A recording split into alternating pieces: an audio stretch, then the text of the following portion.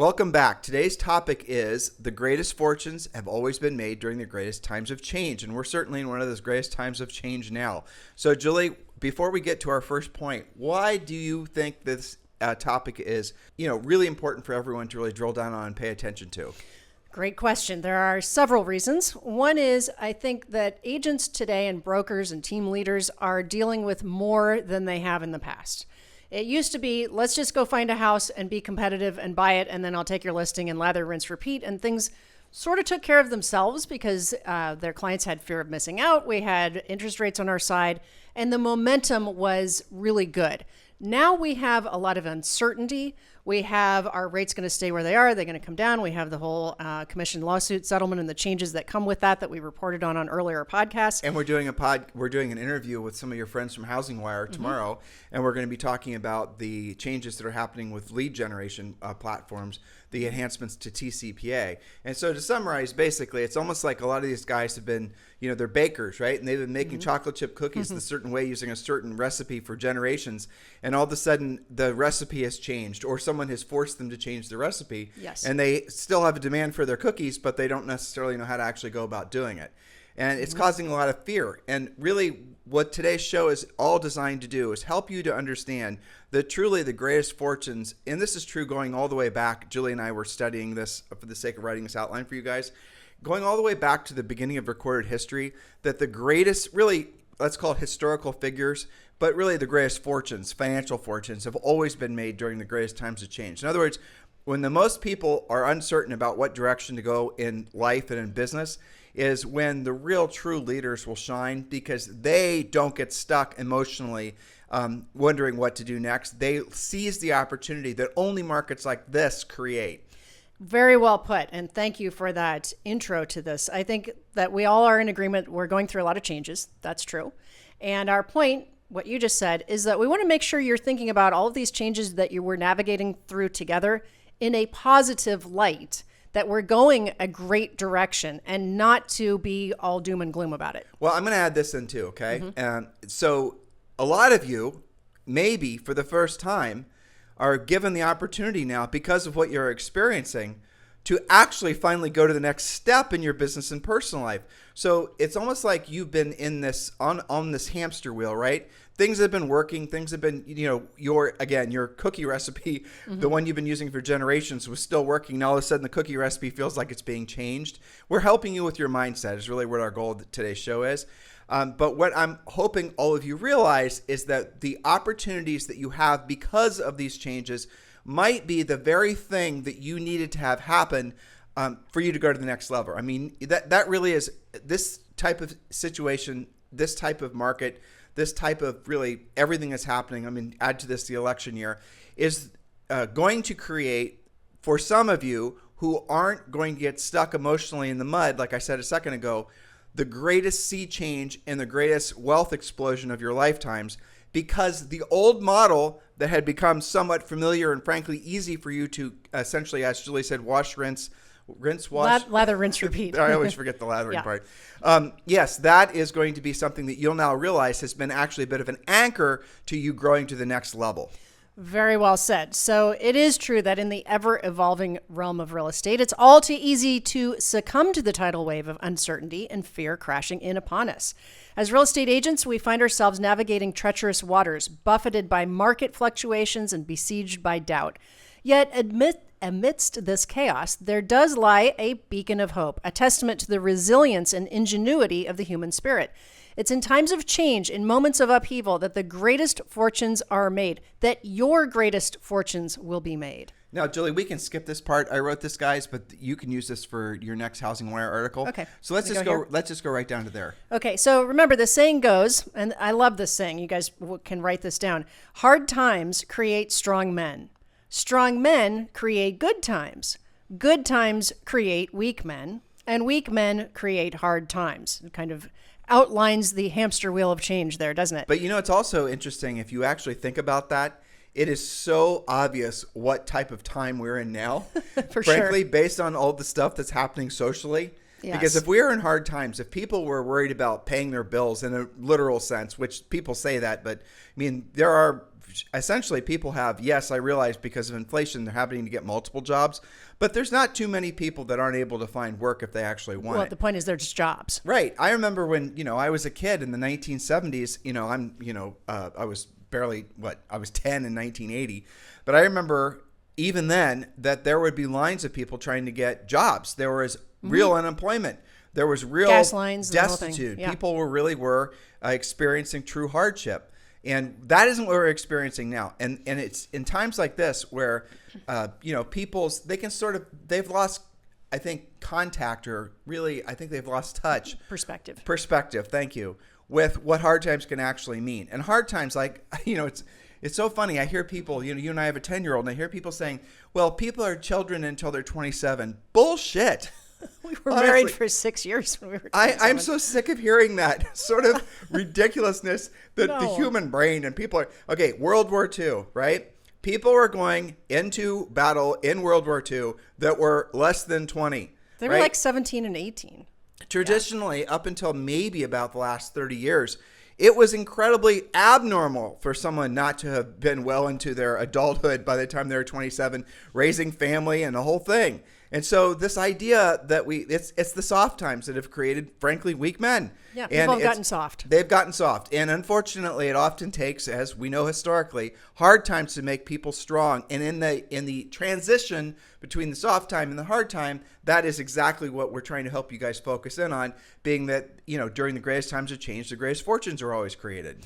Exactly. As it is during the hard times that we're forged into stronger, more resilient individuals that have the strength and tenacity to weather any storm and emerge stronger on the other side. So let's delve deeper into some history and uncover additional examples of how hard times have created the greatest fortunes so that you can hang your hat on some of these stories. So I created for Julie 3 examples historically speaking, and then 3 modern ones too. So some of them are old, some of them are new.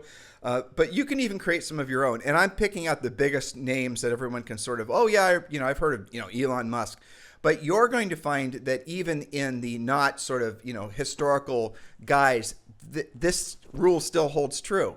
Because, like, for example, if you're a real estate agent, and, I'll give you a personal example. In lots of coaching clients, we have had loads of coaching clients that during the housing crash, prior to the housing crash, they were, I would say, average producers. The housing crash, when they learned how to do short sales, when they didn't wait around for, this to happen and that to happen, they were actually going out and making it happen. They then became the dominant agents in their individual marketplaces.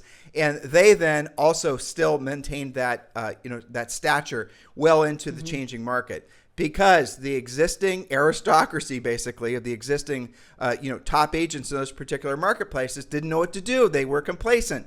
They didn't know that they were actually not the types of people that had the personality and the spirit to push through hard times. The people that had been the top agents had ridden the previous wave of where the previous market was. The market changes, a new breed of agents come in. That's exactly what's happening now. And that's, I frankly, I think the reason our podcast is taking off. And that's the reason our coaching business is taking off. Because there's a new generation of leaders that are, frankly, they don't even have to fight that hard to start becoming dominant in the markets, because the agents that are in the business so many of them are so resistant to actually accepting that this is the new reality. Push past it. Now look for where you can, take yourself to the next level. It's hard as you get older to be willing to recreate yourself, but you can. So if you're listening to this and you're in your 50s, 60s, or 70s, or 80s even, 90s, I suppose, it doesn't matter. You can recreate yourself. So don't think your best times are behind you, because the fact is that's only true if you choose for that to be true.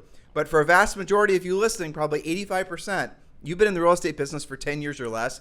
You've dreamt of, selling the expensive homes across town or moving up price range. Now is your time. Seize the opportunity. So you don't have to be one of the historical figures that Julie's about to share with you, but you can you can become a historical figure in your own timeline for your own family. Because, hey, look what Bob did. Bob was selling trailers in, the Outback, and now Bob is selling $1 million beachfront properties because the beachfront agents didn't know what to do in a changing market. That's an excellent example. And looking back on the housing crash, I think we can have some very specific examples. There were agents that maybe because of ego, maybe because you said complacency, maybe a little of both, they didn't act quickly enough.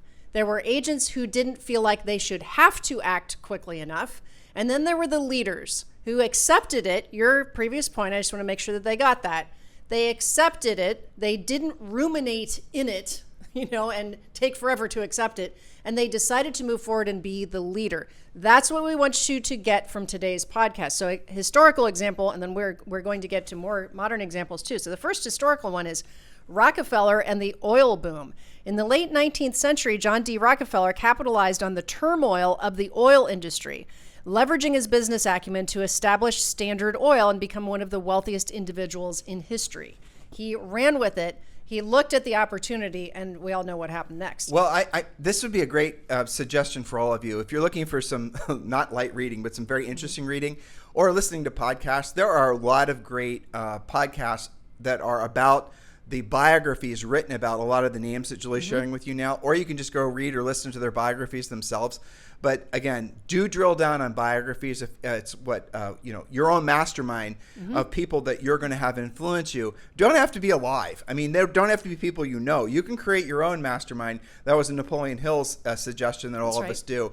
And there you go. Rockefeller would be somebody you definitely should consider having in your own. I mean, look what Rockefeller did. I could talk. Julie and I have listened to so many podcasts, and we've listened to several biographies about him. It's phenomenal what that guy was able to do in his lifetime. Yeah, well, I mean, consider the fact that we're broadcasting from Rockefeller Nature Trail. Yeah. Okay, so his legacy lives on. All right, next, Carnegie and the steel industry. Andrew Carnegie's rise to prominence during the Industrial Revolution is another prime example. By recognizing the potential of the steel industry and implementing innovative production methods, Carnegie built an empire that reshaped the modern world. Another great example of a history and a biography to pay attention to. The next one's actually probably one of my favorite ones. Do you want to read that one? Well, you can read I'll it. read it, then you can talk about it. I only basically wrote 3 sentences, but the truth is that if you ever want to study something unbelievably cool, study the Rothschilds. Okay, so example number 3, Rothschild banking dynasty. In the 18th century, the Rothschild banking dynasty emerged from humble beginnings to become one of the most powerful financial institutions in Europe. Through strategic investments and shrewd business practices, the Rothschilds navigated periods of economic upheaval to amass immense wealth and influence. Well, I believe, if I remember correctly, he had 3 sons. And basically, he sent each of the sons to different capitals in Europe, like the Rothschilds in London, the Rothschilds. Yeah, that's right. And so basically what they did is they set up their dynasty being at the heart of really what were the emerging financial centers of mainland Europe primarily. And that's really where they really... They created their own dynasty in multiple areas. And and the Rothschild family started out, I think that's actually a made-up name. I don't think that actually was their real name. I think there's something to that, if I recall, yeah. Right. But the reality is that they started with nothing and created something to this day. The Rothschild dynasty, banking dynasty, is still prolific to this day. You just don't hear about it because your ATM card isn't through Rothschild Bank, but they're still alive and well. That's right. So we're going to turn our attention to some more modern examples of individuals who capitalized on change, just like you're going to build their fortunes. Number 4 is, of course, Elon Musk and the tech revolution. Elon Musk is a visionary entrepreneur who has disrupted multiple industries, from electric vehicles with Tesla to space exploration with SpaceX. You think you're busy? Think what Elon has to deal with. By embracing technological advancements and challenging the status quo, Musk has amassed a vast fortune and revolutionized entire industries. So here's the thing that's interesting about Elon. So he made he had a business, actually it was called X. He incorporated it and became part of PayPal. And then what PayPal did was obviously revolutionize payments, right? And then from that, he sold, PayPal sold out, and then he started all these other companies. So what he did is that he could have retired, obviously, on his first big payday from PayPal. But he was waiting for essentially, and he didn't have to wait too long for the next big revolution to happen. In other words, the next big time of change. And that would have been, you could have picked a number of things. That would have been electric cars. Julie, we didn't even talk about all the other things that he's involved in. Yeah. But when you see, so the main difference between what's happening now versus what's happened historically, and think about what I'm telling you guys, hopefully some of you had basic history class, right? Is that the big revolutions, or call them evolutions, whatever you'd like to call them, were very far apart. You had the cotton gin, you had the printing press, you had all the things, right? They were separated by dozens, if not hundreds of years. But now what we're seeing is things are happening faster, and we're in the midst of one now, by the way, with AI. So you're going to see change happen like, every probably 24 to 36 months. There's going to be a massive upgrade to things like healthcare, to things like communication, everything is going to so quickly change. Whereas before, like say for example, in Julie's original examples, when they were talking about, Rothschild and talking about Carnegie and, Rockefeller, they were basically taking advantage of a once in 100-year opportunity, right? They were, they figured out how to make oil. They, figured out how to revolutionize banking, and then 100 years would pass, and then there would be another opportunity, little periods of enlightenment.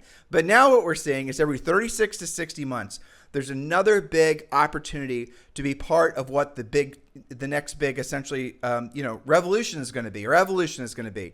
We're in the midst of that right now. So number 5, yes, there's so much to this, right? And this is a little bit mindset, a little bit take action, and certainly turn your ship around to be super positive. Point number 5, of our modern example is Jeff Bezos and e-commerce. Jeff Bezos founded Amazon in the early days of the internet, recognizing the potential of e-commerce to transform retail. Some of our listeners don't realize it started out selling books. They just know Amazon for what it is, right? Despite facing skepticism and setbacks, Bezos persevered, building Amazon into a global powerhouse and becoming one of the wealthiest individuals in the world. Well, yeah, obviously, and it's what's really truly incredible is that Jeff Bezos was able to help I don't even know how many, probably millions of people start their own businesses that are existing inside Amazon. Which is very So cool. there's a whole bunch of mom and pop businesses that would have never even started had it not been for the platform that Bezos created for people to sell whatever products they're making, or frankly, whatever products they're reselling. Like our book, for example. Well, exactly. Like Harris Rules. I mean, there's an example, but our book is for sale at Barnes & Noble and normal bookstores. But guess where we sell most of them? Amazon.com, because people hardly ever go to normal bookstores anymore.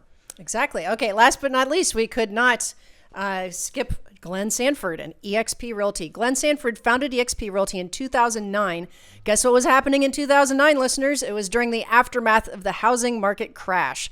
By leveraging technology and innovation, Sanford disrupted the traditional real estate brokerage model, creating a virtual platform that empowers agents to succeed in any market condition. Now, obviously, Julie and I are aligned with eXp, and I won't talk much about it other than to say you're going to see basically every single real estate brokerage model out there that doesn't have the flexibility of eXp going to evolve to be like eXp or join with eXp. We're seeing that happen.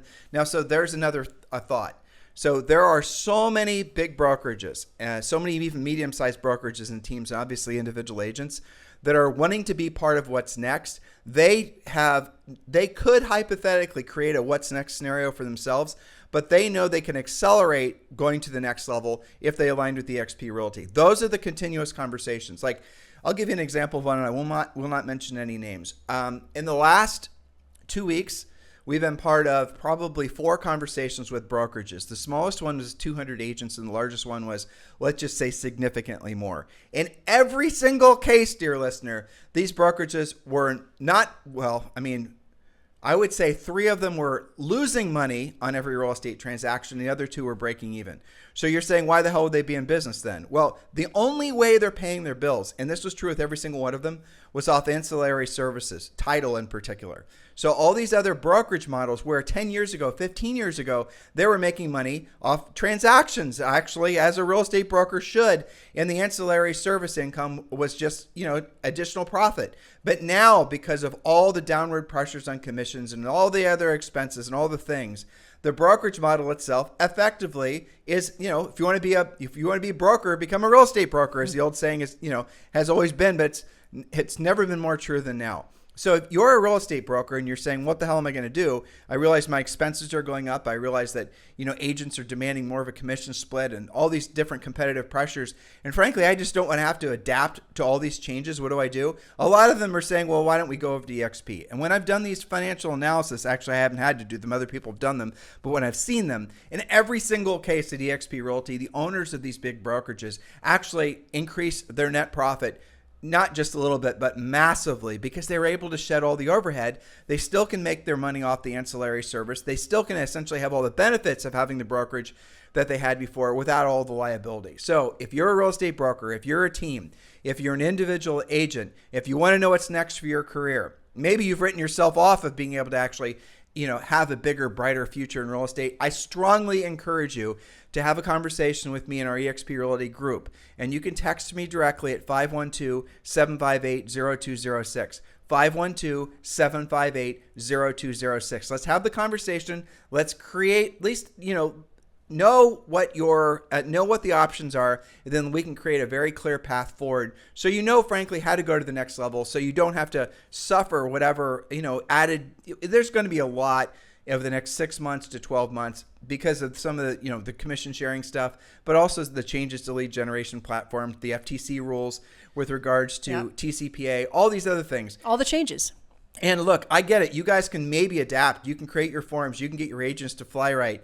But there's going to be so much pressure. Why would you want to absorb that yourself if ultimately you want to keep your brokerage? If, Tim and Julie Harris Real Estate, powered, brokered by eXp Realty. You can keep your name. You can keep your brand. Let's have that conversation. Text me directly at 512-758-0206. Yes, it is a business decision at the end of the day. You have to know what your numbers are. You have to have those conversations. So here's the thing. Some of you are still going to have some stress. You're going to find yourself unable or seemingly unable to shake the grip of worry and uncertainty. What if the constant barrage of news and ever-shifting landscape of the real estate market leave you feeling stuck and stressed even still? So this is your prescription for essentially, if you self-diagnosed yourself of feeling overwhelmed, if you're overly stressed, if you're essentially not thinking clearly and not in alignment with your highest and truest purpose, which is being of service to other people, and everywhere you turn, it just feels like there's more pressure, downward Drama. pressures on your finances, on your emotional state, and you're just feeling disconnected. Please heed our, the suggestion of what we're about to share with you. All right, the first one is follow one course until successful. Write down the word focus because that's what it stands for. Follow one course until successful. Instead of allowing yourself to be overwhelmed by the multiple concerns and the distractions vying for your attention, focus on productivity. Remember what your job is. Your job is to help people buy and sell real estate. And the rules for being successful in real estate are very simple. If you only have to get really good at maybe 3 or 4 things. And the number one, and this is true if you're a broker, if you're a team leader, if you're an individual agent, you have to be really good at proactive lead generation. That means generating the leads yourself and not buying your leads. You have to get really good at pre-qualifying. Frankly, pre-qualifying is where the rubber meets the road. If you're not good at pre-qualifying, especially with some of these changes that are going to be happening with regards to the commission sharing lawsuits, and you're building these big CRMs with all these buyers that you do not have under agreement, it's our translation of what Julie and I have been studying, that you will not be able to continue to drip on them without a formalized agreement. And, if some of you know or have better information, please share it with me so we can essentially give all of our podcast listeners clearer advice. But as of now, if you're not knowing how to pre-qualify and pull out the wheat from the chaff and you're just dumping everyone into a CRM, that very function, that very, I say, widget or business model, it very well might be obsolete within a few months. And there's nothing we can really do about it. I'm just telling you the way we've translated it. That's right. And we'll talk more about that. So pre-qualifying, presenting, negotiating, closing. Now I'm giving you more than 3, but those are the essence of it. Proactive lead generation, pre-qualifying, presenting, negotiating, closing. And obviously you want to be a very, proactive with your lead follow-up, furiously fast lead follow-up. If you just get good at those handful of things, and you're not very good at the rest of it, that's fine. Because we're in the greatest time of change, and we're going to see AI that's going to start making it so your transaction coordination is kick-ass. We're going to see AI that's going to completely take over whatever branding, marketing, whatever advertising you still feel, you put on, you believe you have to do, which may or may not be true. You're going to have all these ways to delegate the lower production stuff that you are spending all your time on. And you need to realize that, again, 3rd time I've said it today, your highest and truest purpose on this planet is being of service to other people. The way that you're going to feel most in alignment and connection with you being that person who is of service is having meaningful conversations, about helping them buy or sell real estate. And when you do that, and you do that at high frequency with the intent of pre-qualifying for motivation, with the intent of actually helping that person transact, your world's going to change. It's all about your focus. Which is your job. Remember that. So next, establish daily minimum standards. Set clear daily minimum standards for yourself, outlining specific activities that you must accomplish each day to move closer to your objectives. That plays hand in hand with what you just said about your priorities of proactive lead generation. And we talked about this a lot on the podcast too. So go back and listen to our several of our past thousands of podcasts about daily minimum standards. They're all waiting for you. By the way, the outline for today's podcast is available over on harrisrealestatedaily.com. That's our daily newsletter. So subscribe to harrisrealestatedaily.com and you'll find this outline as well as all of our other outlines. harrisrealestatedaily.com is your source for all of our outlines and also some exclusive content that we're starting to integrate into the newsletter. harrisrealestatedaily.com is free. You can scroll down below, click the link to join, or just go there directly. All right, next, spend quality time with your family. If you're feeling stressed and overwhelmed, make sure that you're spending quality time with your family. Prioritize that with your loved ones. Provide much needed perspective, rejuvenation, emotional support. I know if I'm having a bad mood and I get one of those great Zoe hugs, it just kind of changes the perspective, right? Well, I'll add to that, Julie, is also if, a lot of you have been religiously based your entire lives and you've gotten away from it, and you substituted other things, you're now finding that those substitutions have been quite a bit, they're not shallow, or rather they are shallow. Yeah. They're not making you feel like you need to feel to be back in alignment with your highest and truest purpose. So even if you're not religiously based, I'll suggest that that's something that's very, very powerful. And whether you guys are liking what I'm saying now or not, just here, let me make it super practical. Pretty much the most religious people that are religiously based, what do they have the advantage of? They have essentially a roadmap to how to live their lives. Mm-hmm. They have rules in which to live their lives by. And the rules, once you follow those rules, have a tendency, remember I said I'm going to keep it practical, to help you with your wealth accumulation. Well, they have a practical outcome. That's why they've survived for thousands of years. Exactly. That's There's why. that. Exactly. That's the reason they've been in place, is because it actually works. So I was having a conversation with one of our friends years ago. He was Mormon, and I asked him, helping me. He was trying to explain Mormonism to me. He wasn't trying to convert us. Well, he probably was, but Okay. Anyway, so I asked him, what the essence of religion was to him, and he said it's essentially a set of rules that I follow, where I know if I follow the rules, as closely as I can, that I know if the outcome will be much more, positive than had I not followed the rules. Well, positive and predictable and what you're looking for and proven over the years. So right. It just we makes have. Sense. Yeah, absolutely. Well, so the next point is something I use a lot in coaching. Optimize your time management. Take control of your schedule by leveraging things like your actual Google Calendar to map out your tasks and commitments. I listened to a podcast a couple of weeks ago and they said, if you show me your Google Calendar, I'll show you what you're actually doing versus what you say you're going to do or you're going to get to it. If you've got a Google Calendar, as we do between coaching and EXP and calls and all the things, you have a little alarm that says this is what you're doing. You're going to do it. If you have a blank fluctuating calendar, that's how your schedule, that's how your life's going to go. Okay, I'm going to give you guys a little quick side tip. Go to YouTube and then put in live demo chat GPT 4.0. And O is in the letter, not the number. And you're going to watch something that will just absolutely, it's bonkers.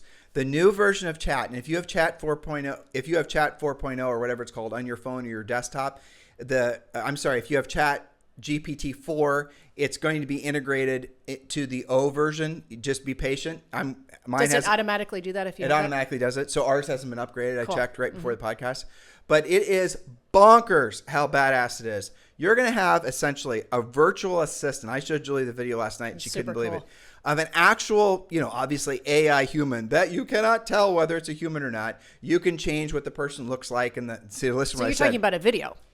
No, I'm not talking about video. I'm talking about ChatGPT. It's going to move from being text-based to you having, you're saying video, yeah. for you having what appears and feels like a real video, thank you, Julie, conversation with chat. It's indistinguishable. It looked like I was talking to somebody on Zoom. Yeah. Basically. Maybe exactly. even better than that. Well, honestly, Julie, I don't even know how to express it other than that. Go to YouTube, do a little search, and then here's the reason I'm sharing all this with you.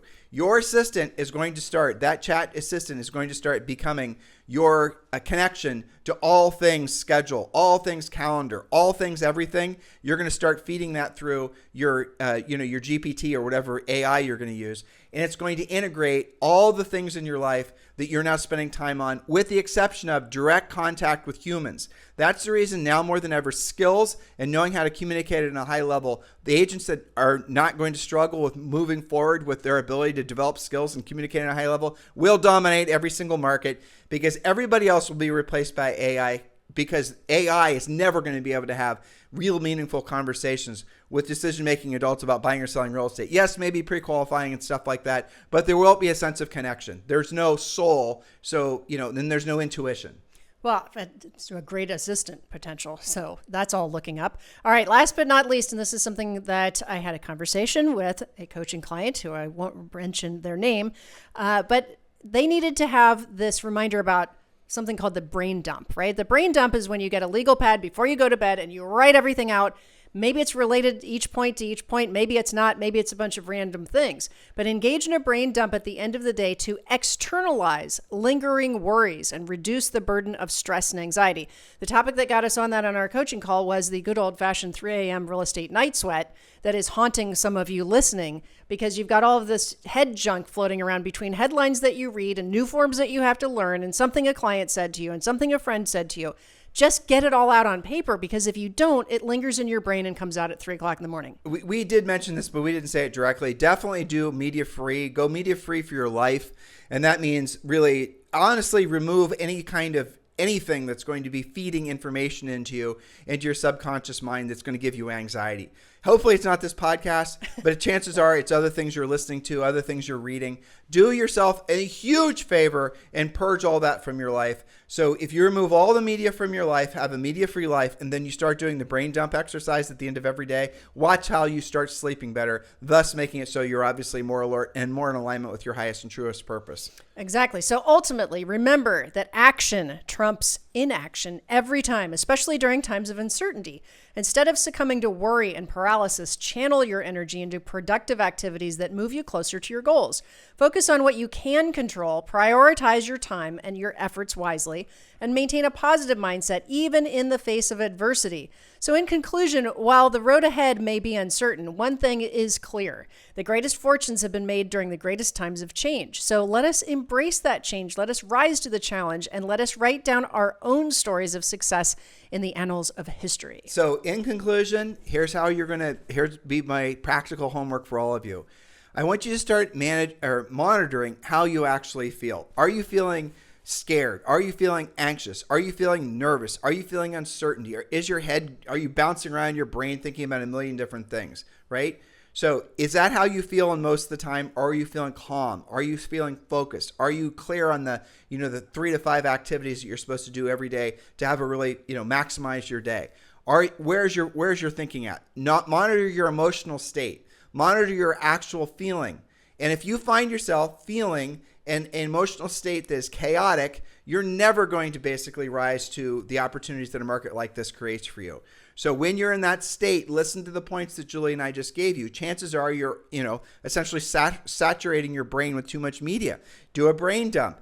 And I'll tell you, ultimately, the real solution to feeling overwhelmed is gratitude. And Julie was talking about the fact that, Zoe hug turns her around.